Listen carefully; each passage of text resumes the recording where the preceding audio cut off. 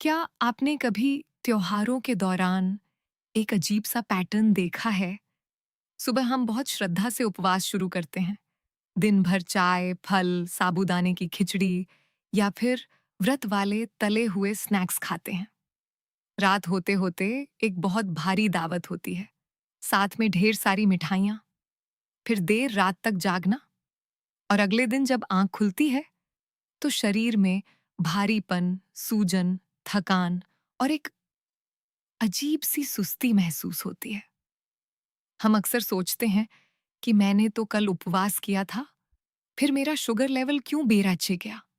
पूरे दिन कम खाने के बाद भी मेरी ऊर्जा एकदम से क्यों गिर गई? अगर उपवास सेहत के लिए इतना अच्छा है, तो त्योहारों के बाद हमारा वजन और मीठा खाने की तलब क्यों बढ़ जाती है? यह एक ऐसा सवाल है जो लगभग हर भारतीय घर की कहानी है। हम अक्सर उपवास को सिर्फ खाना न खाने से जोड़कर देखते हैं, लेकिन शरीर के अंदर जो रासायनिक तूफान चल रहा होता है उसे नजरअंदाज कर देते हैं। आज का हमारा पूरा विषय इसी बात पर केंद्रित है कि कैसे हमारा यह तथाकथित फेस्टिव फास्टिंग शरीर को हीलिंग मोड यानी ठीक होने की अवस्था में ले जाने के बजाय उसे एक ग्लूकोज रोलर कोस्टर पर बिठा देता है। बिल्कुल। आज हम इसी भारतीय त्योहारों वाले उपवास की संस्कृति पर बात करेंगे। चाहे वह नवरात्रि हो, एकादशी, रमजान के दौरान रखे जाने वाले रोजे, करवा चौथ या सावन के सोमवार।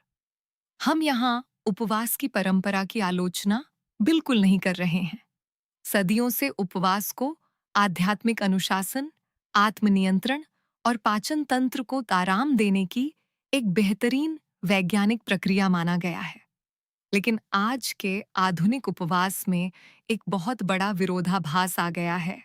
नाम तो उपवास का होता है, लेकिन हमारी प्लेट में साबूदाना वड़ा, तले हुए आलू, कुत्तू की पूरी, मीठी लस्सी, डिब्बाबंद जूस और ढेर सारी मिठाइयाँ सज जाती हैं। और यही वह बिंदु है जहां से शरीर में असली समस्या शुरू होती है। जब आप इस तरह का भोजन करते हैं तो शरीर में ब्लड शुगर अचानक से आसमान छूने लगता है। इंसुलिन का स्तर तेजी से बढ़ता है और फिर अचानक से ऊर्जा का स्तर गिर जाता है। इससे शरीर में सूजन बढ़ती है, नींद खराब होती है और रिकवरी बहुत धीमी हो जाती है। उपवास और दावत दोनों ही हमारे मेटाबॉलिज्म के लिए बहुत शक्तिशाली संकेत हैं। सही तरीके से किया गया उपवास शरीर को अनुशासन सिखाता है और इंसुलिन को आराम देता है। लेकिन एक लंबे उपवास के तुरंत बाद बहुत अधिक कार्बोहाइड्रेट, चीनी और वसा से भरा भोजन करना शरीर को एक भयानक सदमा देने जैसा है। इस सदमे को थोड़ा और आसान भाषा में समझते हैं। आपने ग्लूकोज रोलर कोस्टर शब्द का इस्तेमाल किया। ये असल में क्या है और शरीर के अंदर ये कैसा महसूस होता है? आप इसे एक असली रोलर कोस्टर की तरह सोचिए जो मेले में होता है। मान लीजिए आपने एक लंबा उपवास रखा, आपका शरीर शांत है, फिर अचानक आपने साबूदाना, आलू, मिठाई या फलों के रस जैसी उच्च कार्बोहाइड्रेट वाली चीजें खा ली। आपके खून में ग्लूकोज यानी शर्करा का स्तर रॉकेट की तरह ऊपर जाता है। इसे नियंत्रित करने के लिए आपका पैंक्रियाज, जिसे हम अग्न्याशय कहते हैं, तुरंत काम पर लग जाता है और भारी मात्रा में इंसुलिन छोड़ता है। इंसुलिन का काम है इस ग्लूकोज को कोशिकाओं के अंदर धकेलना।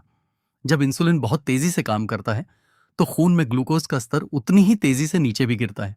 और जब ये स्तर अचानक नीचे गिरता है, तब हमें वह थकान और सुस्ती महसूस होती है। एकदम सही। जब ग्लूकोज तेजी से गिरता है तो शरीर के अलार्म बजने लगते हैं। उसे लगता है कि ऊर्जा खत्म हो रही है। इसी वजह से आपको अचानक बहुत तेज नींद आने लगती है, चिड़चिड़ापन होता है, सिर दर्द होता है और सबसे बड़ी बात, आपको तुरंत कुछ मीठा खाने या कड़क चाय पीने की तीव्र इच्छा होती है। यही वह रोलर कोस्टर है जिस पर हम पूरे त्योहार के दौरान ऊपर नीचे झूलते रहते हैं। इसका मतलब है कि इंसुलिन कोई विलेन नहीं है, बल्कि हमारे खाने का तरीका उसे विलेन बना देता है। इंसुलिन बिल्कुल भी विलन नहीं है, यह जीवन रक्षक हार्मोन है। जब हम कार्बोहाइड्रेट खाते हैं तो वह ग्लूकोज में बदलता है। इंसुलिन हमारी कोशिकाओं का दरवाजा खटखटाता है और कहता है, ग्लूकोज अंदर लो, ऊर्जा बनाओ या इसे भविष्य के लिए जमा करो। समस्या तब होती है जब हम बार बार अपने खून में चीनी का सैलाब लाते हैं। पैंक्रियाज को बार बार बहुत सारा इंसुलिन छोड़ना पड़ता है। समय के साथ कोशिकाएं इंसुलिन की आवाज सुनना बंद कर देती हैं। वे दरवाजे नहीं खोलती। इसी स्थिति को हम इंसुलिन रेजिस्टेंस कहते हैं। इसलिए दोष इंसुलिन का नहीं है, बल्कि हमारी जीवन शैली और खाने के उस पैटर्न का है जो हम त्योहारों में अपनाते हैं। ये बहुत ही गहरी बात है। पारंपरिक रूप से उपवास का मतलब सादगी, अनुशासन और पाचन तंत्र को हल्का रखना होता था। लेकिन आज हमने सामान्य रोटी सब्जी छोड़कर उसकी जगह पैकेट वाले चिप्स, मीठी चाय और देर रात की भारी दावतों को दे दी है। क्या ये उपवास के नाम पर शरीर के साथ एक धोखा नहीं है? इसे आप मेटाबॉलिक कंफ्यूजन कह सकते हैं। शरीर पूरी तरह से भ्रमित हो जाता है। लंबे समय तक भूखे रहने के बाद जब अचानक से ढेर सारा ग्लूकोज आता है, तो पैंक्रियाज को उसे संभालने के लिए अपनी क्षमता से ज्यादा काम करना पड़ता है। इसे हम हाइपर रिएक्टिव कंपनसेशन कहते हैं। जिन लोगों का वजन ज्यादा है, जिन्हें पीसीओएस है, फैटी लिवर है या जिनकी मांसपेशियां कमजोर हैं, उनके पैंक्रियाज को तो और भी ज्यादा संघर्ष करना पड़ता है। एक दिन की दावत से पैंक्रियाज खराब नहीं होता, लेकिन जब आप इसे हर त्योहार, हर सप्ताहांत का रूटीन बना लेते हैं, लंबा उपवास, फिर भारी दावत, कम नींद और कोई शारीरिक गतिविधि नहीं, तब यह एक गंभीर मेटाबॉलिक तनाव बन जाता है। तो क्या उपवास करने से इंसुलिन संवेदनशीलता में सुधार होता है या ये और बिगड़ जाती है? क्योंकि कई लोग वजन कम करने या शुगर कंट्रोल करने के लिए ही उपवास करते हैं। यह पूरी तरह से इस बात पर निर्भर करता है कि आप उपवास कैसे कर रहे हैं। अगर उपवास के दौरान आप पर्याप्त पानी पी रहे हैं, आपका भोजन संतुलित है, उसमें प्रोटीन है और आप अच्छी नींद ले रहे हैं, तो यह शरीर को बहुत फायदा पहुंचा सकता है। लेकिन अगर आप पूरे दिन भूखे रहकर खुद को प्रताड़ित कर रहे हैं और फिर रात को टूटकर मीठा और तला हुआ खा रहे हैं, तो यह स्थिति को बिगाड़ देगा। खासकर अगर किसी को डायबिटीज है, कोई गर्भवती है या किसी को खाने से जुड़ी कोई मानसिक समस्या रही है, तो उनके लिए इस तरह का चरम उपवास बहुत खतरनाक हो सकता है। भारतीय उपवास में साबूदाना, आलू, कुत्तू का आटा, सिंघाड़ा और फल बहुत आम हैं। क्या इन चीजों में ही कोई खराबी है? नहीं, हमें किसी भी भोजन को खलनायक नहीं बनाना चाहिए। असली समस्या उनके हिस्से और उनके संयोजन में है। साबूदाना मुख्य रूप से सिर्फ स्टार्च है। आलू में कार्बोहाइड्रेट बहुत ज्यादा होता है। फलों का रस बहुत तेजी से खून में चीनी घोलता है। और जब हम इन सबको डीप फ्राई कर देते हैं, तो यह फैट और रिफाइंड कार्ब्स का एक घातक मिश्रण बन जाता है। अगर आपकी प्लेट में सिर्फ कार्बोहाइड्रेट है और प्रोटीन या फाइबर नहीं है, तो ग्लूकोज का स्तर बहुत तेजी से बढ़ेगा। तो फिर हमें इसे कैसे संतुलित करना चाहिए? इसे संतुलित करना बहुत आसान है। अगर आप साबूदाना खा रहे हैं, तो उसका हिस्सा छोटा रखें और उसमें मूंगफली या दही मिला लें। आलू कम खाएं और साथ में पनीर रखें। फलों का रस पीने के बजाय पूरा फल खाएं ताकि आपको फाइबर मिले।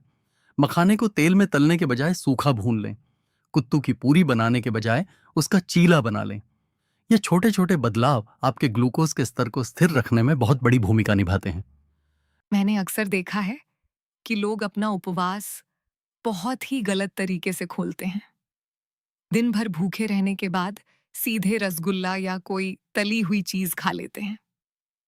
विज्ञान के नजरिए से उपवास तोड़ने का सही तरीका क्या होना चाहिए? उपवास तोड़ते समय शरीर एक स्पंज की तरह होता है। वह हर चीज को बहुत तेजी से सोखने के लिए तैयार रहता है। अगर आपकी पहली बाइट ही चीनी या तले हुए भोजन की होगी, तो आपके शरीर में ग्लूकोज और इंसुलिन का भयानक उछाल आएगा। उपवास हमेशा बहुत सौम्य तरीके से तोड़ना चाहिए। सबसे पहले पानी पिएं, फिर थोड़ा सा प्रोटीन या फाइबर लें, जैसे थोड़े से मेवे, दही या हल्का सूप। इसके 10-15 मिनट बाद अपना मुख्य भोजन खाएं, जिसमें प्रोटीन, सब्जियां और संतुलित मात्रा में कार्बोहाइड्रेट हों। मतलब उपवास तोड़ने की प्रक्रिया अपने आप में एक बहुत ही नियंत्रित कदम होना चाहिए। लेकिन एक बात बताइए, लंबे उपवास के बाद हम अक्सर जरूरत से ज्यादा क्यों खा लेते हैं? पेट भर जाने के बाद भी हाथ रुकता क्यों नहीं है? इसके पीछे शारीरिक और मनोवैज्ञानिक दोनों कारण हैं। जब ब्लड शुगर कम होता है, तो शरीर का सर्वाइवल मैकेनिज्म सक्रिय हो जाता है। वह तुरंत ऊर्जा मांगता है। दूसरा है हमारा रिवॉर्ड माइंडसेट या इनाम की भावना। दिमाग कहता है, मैंने आज पूरे दिन कुछ नहीं खाया, मैंने बहुत बड़ा त्याग किया है, अब मैं यह पूरी मिठाई की प्लेट खाने का हकदार हूं। त्योहारों की भावना, परिवार का दबाव और सामने रखा स्वादिष्ट खाना, इन सब के बीच इंसान के लिए खुद पर नियंत्रण रखना बहुत मुश्किल हो जाता है। और जब ये बार बार होता है तो आपने एक जगह क्रॉनिक इन्फ्लेमेटरी स्टोरेज पैटर्न का जिक्र किया था। क्या इसका मतलब ये है कि हमारा शरीर ऊर्जा को जलाने के बजाय उसे चर्बी के रूप में जमा करने लगता है? बिल्कुल सटीक कहा आपने। जब शरीर में बार बार ग्लूकोज बढ़ता है, इंसुलिन हमेशा उच्च स्तर पर रहता है, नींद पूरी नहीं होती और शारीरिक गतिविधि शून्य होती है, तो शरीर सोचता है कि कोई आपातकाल है। वह आने वाली ऊर्जा को सीधे चर्बी के रूप में जमा करने लगता है, खासकर हमारे पेट के आसपास और लिवर में। धीरे धीरे शरीर के अंदर एक पुरानी सूजन या इन्फ्लेमेशन घर कर जाती है। यह 1 या 2 दिन में नहीं होता, लेकिन अगर हर महीने किसी न किसी त्योहार, शादी या पार्टी में यही रूटीन चले, तो शरीर की पूरी कार्यप्रणाली ही बदल जाती है। इस पूरी प्रक्रिया में हमारी मांसपेशियों का क्या रोल है? क्या वे इस ग्लूकोज रोलर कोस्टर को रोकने में कोई मदद कर सकती हैं? मांसपेशियां ग्लूकोज को सोखने वाला सबसे बड़ा स्पंज है। जब आप कार्बोहाइड्रेट खाते हैं, तो सक्रिय मांसपेशियां उस ग्लूकोज को तुरंत इस्तेमाल कर लेती हैं। भारतीयों में एक बहुत आम समस्या है थिन फैट फेनोटाइप, यानी हमारा वजन तो सामान्य लगता है, लेकिन शरीर में मांसपेशियां कम होती हैं और पेट पर चर्बी ज्यादा होती है। अगर आपकी मांसपेशियां कमजोर हैं, तो ग्लूकोज को खपाने की जगह ही नहीं बचती। इसलिए त्योहारों के दौरान भी हल्की स्ट्रेंथ ट्रेनिंग या कम से कम चलना फिरना बहुत जरूरी है। त्योहारों के बीच में जब लोग इतने व्यस्त होते हैं, तो वे क्या कर सकते हैं? बहुत ही आसान चीजें। खाना खाने के बाद सिर्फ 10 से 15 मिनट की सैर करें। यह ग्लूकोज को नियंत्रित करने का सबसे अंडररेटेड लेकिन सबसे असरदार तरीका है। सुबह 20 मिनट का कोई भी व्यायाम करें, सीढ़ियां चढ़ें या परिवार के साथ रात के खाने के बाद टहलने निकल जाएं। एक और चीज जो त्योहारों में बहुत होती है, वह है देर रात तक जागना, ताश खेलना, गपशप करना। क्या नींद की कमी का भी हमारे ग्लूकोज पे कोई असर पड़ता है? नींद की कमी उपवास से भी बड़ा मेटाबॉलिक कारक है। अगर आप रात में ठीक से नहीं सोते हैं, तो अगले दिन आपकी इंसुलिन संवेदनशीलता काफी गिर जाती है। कोर्टिसोल नाम का स्ट्रेस हार्मोन बढ़ जाता है, जो अगले दिन आपको और ज्यादा मीठा खाने के लिए उकसाता है। अगर आप उपवास कर रहे हैं लेकिन रात को 2 बजे तक जाग रहे हैं और फिर कुछ मीठा खाकर सो रहे हैं, तो आपने उपवास से जो भी थोड़ा बहुत फायदा कमाया था वह सब खत्म हो जाता है।